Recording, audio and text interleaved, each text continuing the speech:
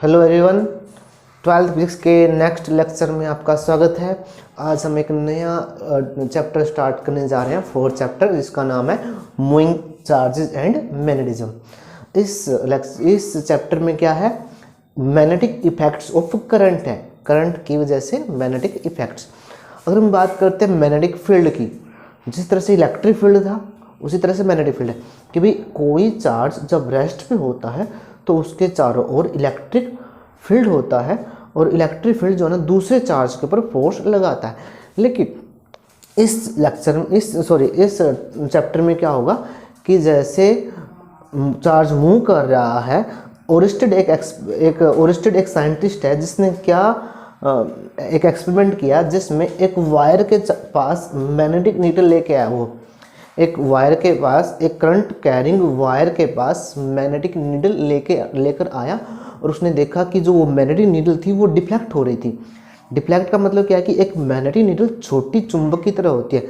Deflect होने का मतलब ये है कि भाई वो जो है ना उसके अंदर मतलब वहाँ पर मैग्नेटिक फील्ड है तभी वो डिफ्लेक्ट हुई है, समझ गए। मैग्नेटिक फील्ड की वजह से मैग्नेटिक फोर्स लगी उसके ऊपर, मैग्नेटिक फील्ड की वजह से उसके ऊपर मैग्नेटिक फोर्स लगी।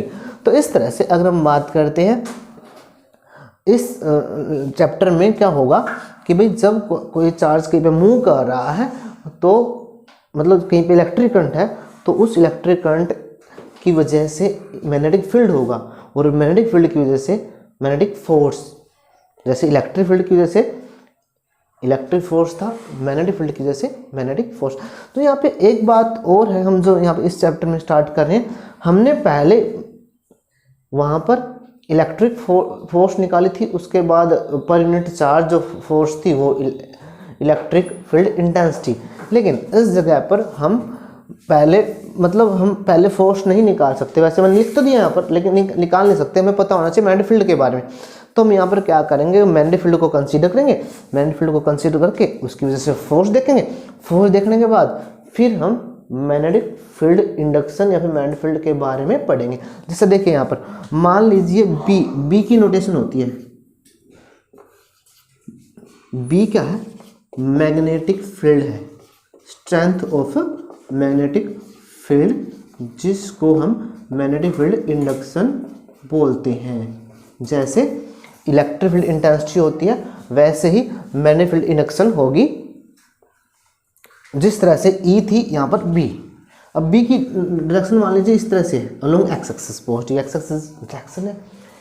तो जो इस बी की वजह से जो फोर्स लगेगी किसके ऊपर, किसी भी चार्ज पार्टिकल जो फोर्स लगती है, मान लीजिए चार्ज पार्टिकल है क्यू, वो वी वेलोसिटी के साथ थीटा एंगल बनाते हुए मूव कर रहा है। Q charge particle V velocity के साथ बी की डायरेक्शन के साथ थीटा एंगल बना रहा है, तो इसके ऊपर जो फोर्स लगेगी उस फोर्स को निकाल लेंगे। और बी क्या है, magnetic field induction.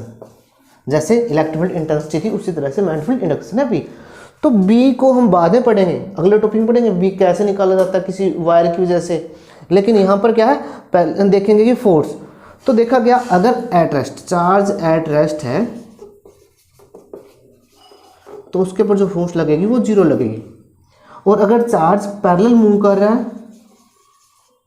Parallel to be, तो भी फोर्स क्या लगेगी, जीरो लगेगी।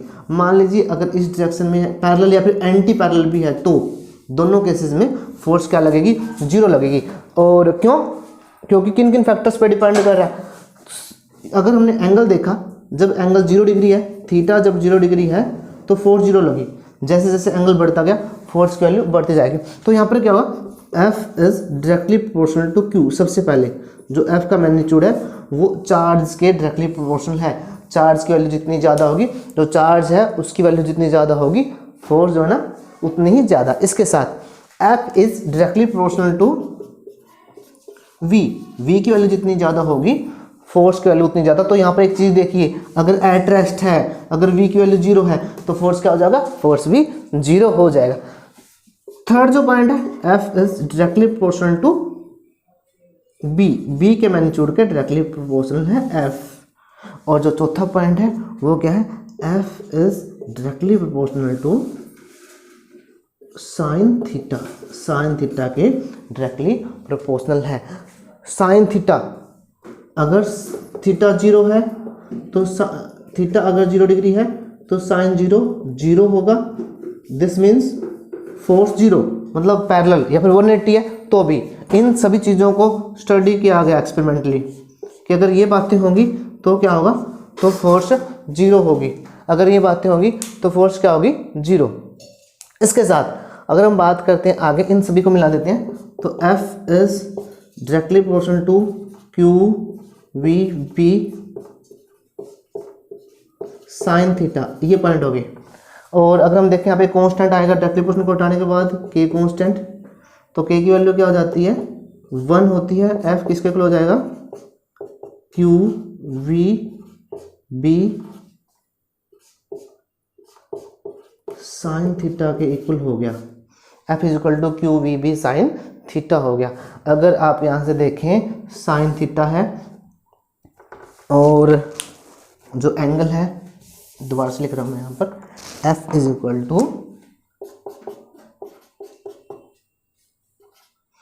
Q V B sine theta.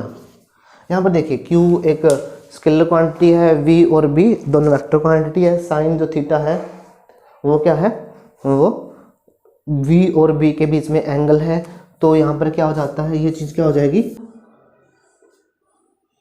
के Q V B sine theta. और जहाँ पर के की वैल्यू क्या है, के इज इक्वल टू 1, के की वैल्यू 1 है। तो F इज इक्वल टू, ये मैग्नेटिक फोर्स है, इसकी नोटेशन FMB है, is equal to Q V B sine theta. अगर हम वेक्टर फॉर्म की बात करते हैं, वेक्टर फॉर्म में F इज इक्वल टू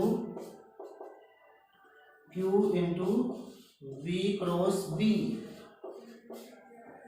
क्योंकि हमें पता है A into B into sine theta. अगर थीटा क्या है, A और B के बीच में एंगल है, तो ये A क्रॉस B के इक्वल होता है। Cross product of A and B, यहाँ पर 11th क्लास में पढ़ा था हमने, यहाँ पर V और B की क्रॉस प्रोडक्ट हो गया है F is equal to Q into V cross B। तो हमारे पास ये वेक्टर फॉर्म में आ गया।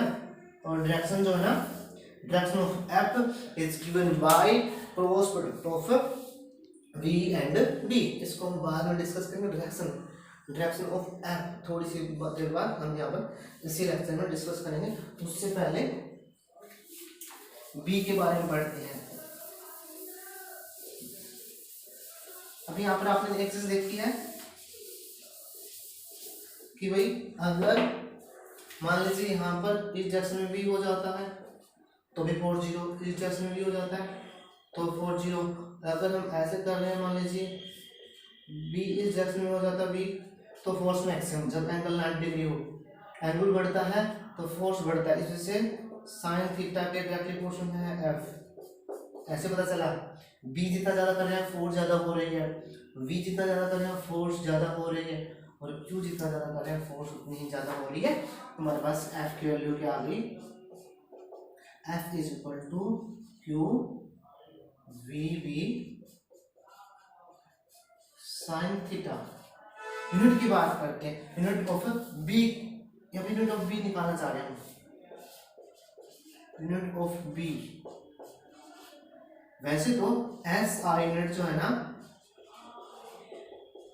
ऑफ बी इज, जो एस यूनिट है बी की वो क्या है, वो टेस्ला है, TESLA, कैपिटल टी की इसकी नोटेशन है।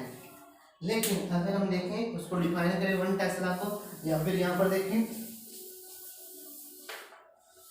एक चीज देखिए, यहाँ पर बी निकालिए, यहाँ से B is equal to F by Q V और साइन थीटा। तो b की वैल्यू 1 कब होगी, जब f क्या हो, 1 न्यूटन हो, q क्या हो, 1 कूलाम हो, v क्या हो, 1 मीटर पर सेकंड हो, और साइन थीटा क्या हो, 1 हो, मतलब थीटा की वैल्यू क्या हो, 90 डिग्री। अगर ये सभी वैल्यूज हैं 1 1 है तो बी क्या होगा, B is equal to 1 newton by, मतलब इस तरह से हम कह सकते हैं इकट्ठा 1 टेस्ला के बराबर होगा। तो डेफिनेशन देखिए यहाँ पे 1 टेस्ला की, बिल्कुल इजी है। 1 tesla is defined is equal to force, magnetic force acting on 1 coulomb charge when moving with speed 1 metre per second. अगर दोबारा से हम बात करते हैं the 1 tesla magnetic field 1 tesla कब होगा, जब हिंदी में एक बार 1 न्यूटन फोर्स एक्ट कर रही है 1 कूलम्ब चार्ज के ऊपर जो 1 मीटर पर सेकेंड स्पीड के साथ मूव कर रहा है perpendicular to magnetic field, then the magnetic field is called 1 tesla. जो वहां पर मैग्नेटिक फील्ड होगा वो 1 टेस्ला होगा। If a charge of 1 coulomb experiences a force of 1 newton moving with 1 meter per second speed velocity perpendicular to direction of magnetic field। इस तरह से हम 1 टेस्ला को डिफाइन कर सकते हैं। और आप यहाँ से 1 टेस्ला को निकाल भी सकते हैं 1 newton by 1 coulomb 1 metre per second. ये इस तरह से आप इसको सोल्व कर सकते हैं, जैसे कि न्यूटन सेकंड ऊपर चला गया, कूलम्ब इनवर्स मीटर इनवर्स, ये पे नीचे लिख सकते हैं आप। इसके साथ साथ अब डिमेंशंस की बात करते हैं। ये तुम्हारी मैग्नेटिक फील्ड क्या है, मैग्नेटिक फील्ड के बारे में, मैग्नेटिक फील्ड कैसे मेजर होता है किसी वायर से, ये अगले टॉपिक में पढ़ेंगे। यहाँ पर मैग्नेटिक फील्ड की वजह से फोर्स पड़ा, फॉर्मूला है हमारे पास, फॉर्मूला से यूनिट निकाली, यूनिट को डिफाइन किया और साथ में इसके डिमेंशंस भी निकालेंगे, डिमेंशंस ऑफ बी।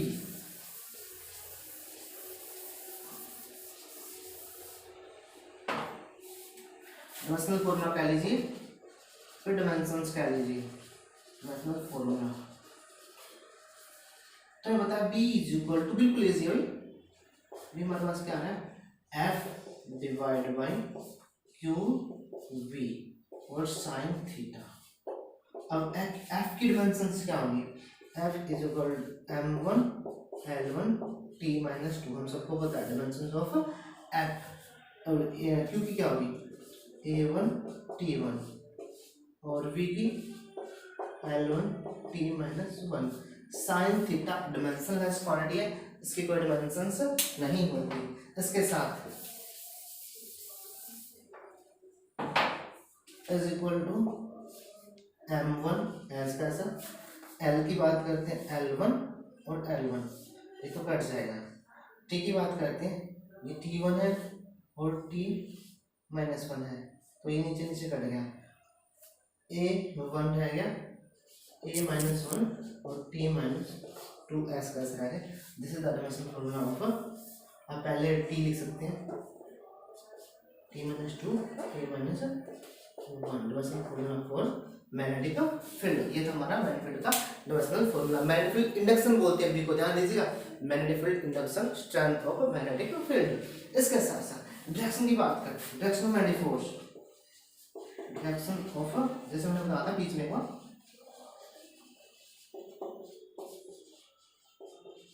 ध्यान से समझना, मैं बता रहा F is equal to Q into V cross V. Cross product को रिवाइज करवा देता हूँ। अगर आपको क्रॉस प्रोडक्ट पता है तो डायरेक्शन प्रॉब्लम ही नहीं डायरेक्शन में फिर तो, लेकिन अगर आपको क्रॉस प्रोडक्ट का नहीं पता तो क्या करें, यहाँ पर क्रॉस प्रोडक्ट समझ लीजिए। अगर मान लीजिए कोई वेक्टर है, इधर A और इधर B वेक्टर है, या कुछ भी एंगल बना रहा है, तो A क्रॉस B कोई वेक्टर होगा C, जो किसके बराबर होगा, A क्रॉस B के इक्वल होगा। और A क्रॉस B से डायरेक्शन कैसे निकलती है, the direction of C is perpendicular to vector A and B। इन दोनों के परपेंडिकुलर, इन दोनों परपेंडिकुलर, या तो बाहर की तरफ हो सकता है यहाँ पर, या अंदर की तरफ हो सकता है। और एक बात और बता देता हूँ मैं यहाँ पर, अभी नोटेशन हमने स्टार्ट, एक नोटेशन है कि अगर हमने क्रॉस लग, एक तो डॉट हो सकता है और एक क्रॉस हो सकता है। अगर हमने कोई डायरेक्शन दिखानी है कि जैसे कि प्लेन, जैसे बोर्ड के प्लेन के परपेंडिकुलर इनवर्स हो सकती है, बाहर की तरफ हो सकती है, ऐसे भी हो सकती है और बाहर की तरफ भी हो सकती है।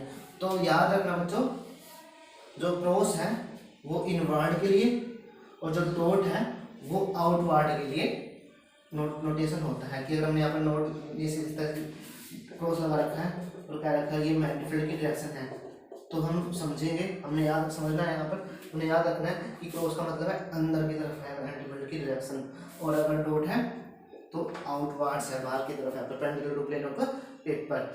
तो यहाँ पर जो वेक्टर है हमारे पास सी, वो क्या होगा, वो ए और बी के परपेंडिकुलर होगा, perpendicular to A and B. A और बी के परपेंडिकुलर क्या है, या तो अंदर की तरफ या बाहर की तरफ। दो ऑप्शन है हमारे पास, ए और बी के परपेंडिकुलर सिर्फ एक ही है, ये जो मैंने मार्कर दिखा रखा है, ये तो अंदर की तरफ हो सकता है या बाहर की तरफ हो सकता है। अब बात रहा कि इनवर्स या आउटवर्स, मतलब दो ऑप्शन हमारे पास रह गए बस। तो उसके लिए आप देखें कि ए क्रॉस बी है, तो ए से बी की तरफ घुमाओ, ऐसे घुमाओ, ऐसे घुमाने पर सक्रिय देखो बाहर की तरफ आ रहा है, अंदर की तरफ जा रहा है।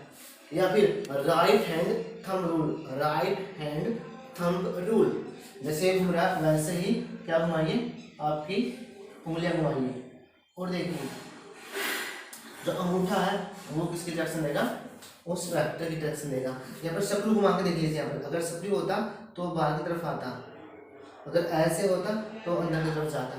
तो ये किसकी डायरेक्शन है, ये सी की डायरेक्शन। उसी तरह से F is equal to V cross Q into V cross B। तो मान लीजिए यहाँ पर हमारे पास एक तो था B और इस तरह से एक हमारे पास इधर B है, ये perpendicular to plane of paper है, मान लीजिए इस तरह से, ठीक है। तो इन दोनों के बीच एंगल थीटा है, ध्यान रखना जो V है वो इस तरह से है। तो इन दोनों के परपेंडिकुलर, प्लेन के परपेंडिकुलर या तो हो सकता है ऊपर की तरफ या हो सकता है नीचे की तरफ, ध्यान रखना, क्योंकि V क्या है, V ऐसे है, तो या तो ऊपर की तरफ हो सकता है या नीचे की तरफ हो सकता है। तो अगर हम बात देखें यहाँ पर जो V है वो ऐसे है, और V क्रॉस B, तो ऐसे घुमाओ इसको, ऐसे घुमाने पर क्या होगा, ऊपर की तरफ, तो F जो है ना वो इधर लगेगा, सीधी बात ये है। पहले तो क्या देखना है कि हमने देखा कि यहाँ पर B है और ये V है, इस प्लेन में है, प्लेन में जब परपेंडिकुलर सिर्फ एक ही लाइन है, दो ऑप्शन है, या तो ऊपर की तरफ या नीचे की तरफ। फिर क्या कर देखिए, उसको घुमा के देखिए या फिर सक्रिय रूल लगा के देखिए, सक्रिय घुमा के देख लीजिए, मतलब यहाँ पर ऐसे लगाना पड़ेगा, ठीक है, क्योंकि वहाँ पर लगता है यहाँ पर, तो ऐसी भी डायरेक्शन हो सकती है V और B हमने अपने हिसाब से। तो ये था हमारा मैग्नेटिक फोर्स, एक मैग्नेटिक फील्ड की वजह से किसी मूविंग पॉइंट, ध्यान रखना है, जो मैग्नेटिक फोर्स है, जो मैग्नेटिक फील्ड है वो मूविंग चार्ज के ऊपर ही फोर्स लगाता है, और मैक्सिमम फोर्स कब लगाता है, जब वो उसके परपेंडिकुलर होता है। तो इस टॉपिक में बस इतना ही, आगे हम फिर मैग्नेटिक फील्ड के बारे में पढ़ेंगे हमारे नेक्स्ट लेक्चर्स में। धन्यवाद।